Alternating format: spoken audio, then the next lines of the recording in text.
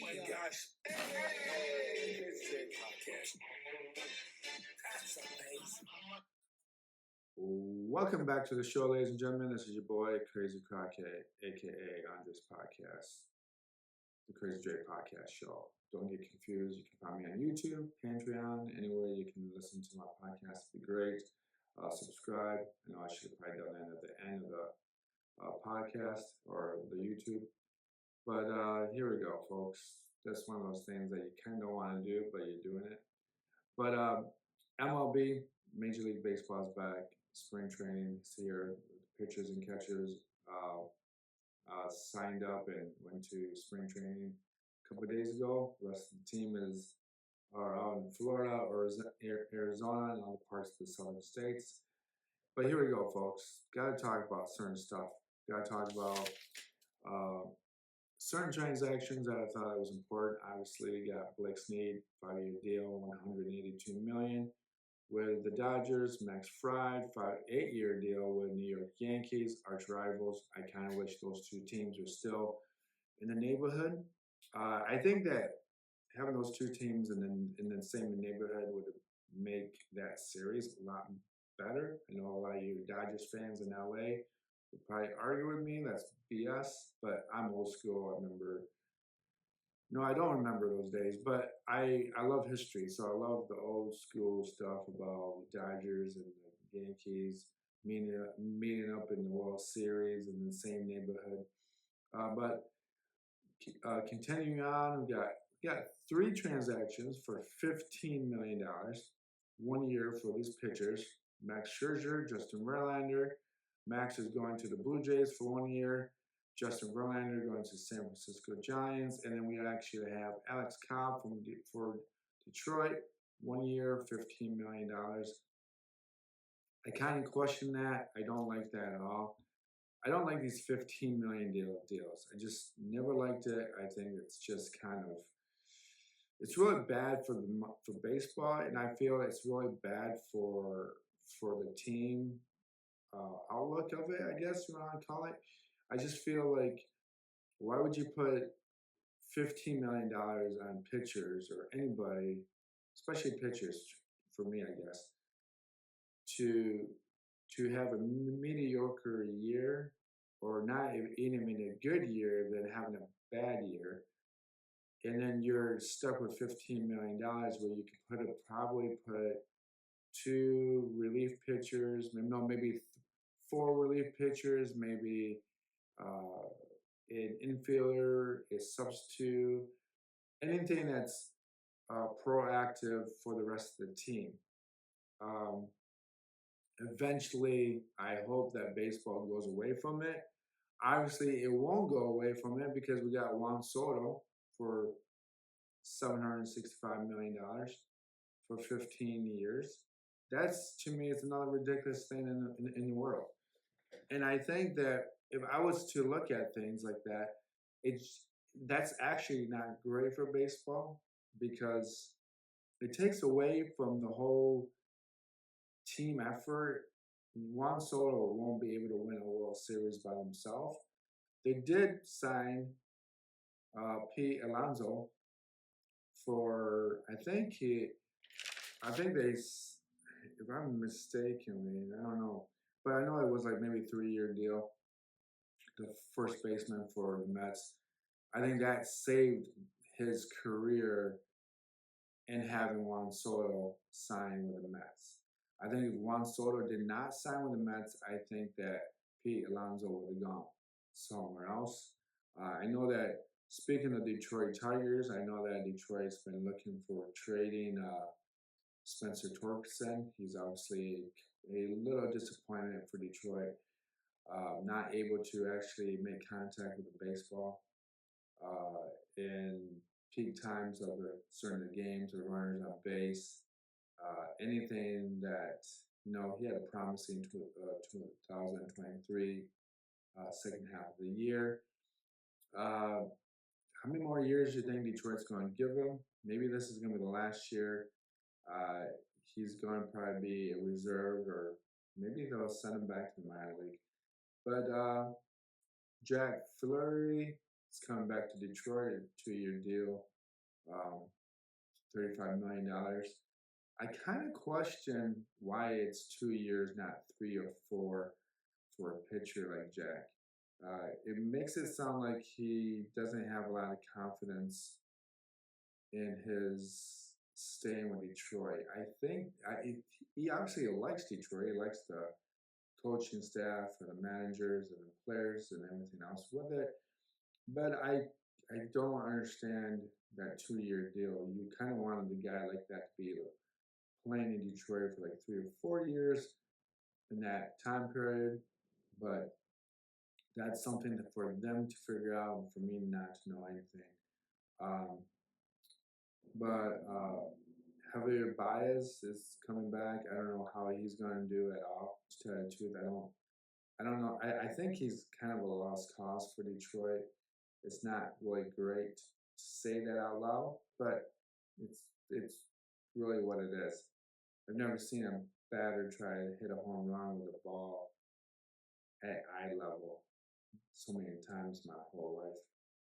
I think that in itself is going to be questionable to keeping him on the roster. But we do have this ongoing $70 million contract for 5 or 6 more years. But I'm not really big on one. So I mean on Javier Baez contract. I'm kind of hoping that he gets hot, but then we can kind of trade him away. I know that sounds crazy, but I'd rather trade him away for prospect and have, if we can get Torres to play second base, and then I gotta figure this out. But I know that Torres that we just signed will play second base. I'm not really sure who will play shortstop if we got rid of Javier Baez. But I'm hoping that he gets kind of warm. We can kind of trade him. Detroit's a very difficult town to hit home runs to right field. Our baseball field is pretty huge. Remember, we do have a 413 center field where we used to have it at 720. The ball doesn't carry that well in Detroit, so I think that's part of the problem for Javier Baez. Going from that, we got to talk about the free agent that never happened. We got to talk about Alex Bergman over Matt Verlin. Matt Verlin is mostly an outfielder. Has played third base a lot of times through the last year. Alex Bergman's contract would have been with Detroit, would have been 6-year deal, 170 million. He could defer option out in 2026. He decides to go with the Red Sox, a 3-year deal with 120 million, opt out any of those 3 years. So I think Detroit got lucky that we didn't sign a player that we might have been stuck with. I think that if he's 30 years old, he's probably going to be good for maybe 2 more years and maybe fall off of the planet. I think that he probably figured out that left field and center field for Detroit is quite deep. I know the Red Sox has got a deep center field as well, but they have a very short left field, 250 with a monster. But I think anybody that has somewhat power can hit over that monster. Maybe 100 years ago, it would have been a phenomenon. But I feel like he didn't want to come to Detroit. Maybe AJ and Hinge and him have a bit. There's a backstory behind that, where that team won a World Series and they were stealing signs, and maybe that scenario kind of played in Alex Bergman's head. But if you look at the stats between these two players, between Matt Verlin and Alex Bergman. You know, you got 144 games, Matt Verlin, 145 games, Alex. Uh, he Matt has 133 hits. Alex has got 151 home runs, 16. Matt 26. Alex 57 RBIs for Matt and 75 for Alex. Stolen bases 6 for Matt, 3 for Alex. Batting average 260 Alex, 257 Verlin. On base percentage 3.312, 0.315 for Bergman. So it's very comparable. And slugging percentage 0.423, 0.453 for Alex. So it's very comparable. I feel like one guy's 29, the other guy's 31. They're about the same age. But I think there's room for us to improve. We got guys coming out in the prospects in the minor league system. So I'm not too concerned with that. The other pitching for Detroit, we also have, Tarek Skubal, Alex Cobb again. That was a questionable signing for 1 year for $15 million. Not a big fan of that. Casey Mize, Reese Olson, Jackson Jobe is probably going to be the 5th pitcher, maybe the 6th, depending on if he's ready. Casey Mize will obviously be probably the 5th or 4th pitcher in that roster, coming off that 2 years ago Tommy John surgery. He's one of those guys that we may have to really look at if he's not really improving. Hopefully he stays. Reese Olson is probably the biggest surprise for me, concerning that he was kind of a sleeper of a prospect, for my instance, for not knowing everything about baseball, or at least Detroit Tiger baseball. But that would be a relief. So we got Tarek Skubal, Jack Flaherty, and Reese Olson, depending on flip-flop those starting. Tarek's probably be starting pitcher of the season for first game of the year. They'll probably put Jack Flaherty second, Reese Olson third, Alex Cobb fourth, or Casey Mize switching fourth, whatever you want to call it. But knowing that, that's what you get for baseball. I'm looking forward to it. Thinking that we could win maybe 10 more games this year. We won 86 games last year, maybe 96 games. You can never tell with baseball. Every time, baseball is not like basketball.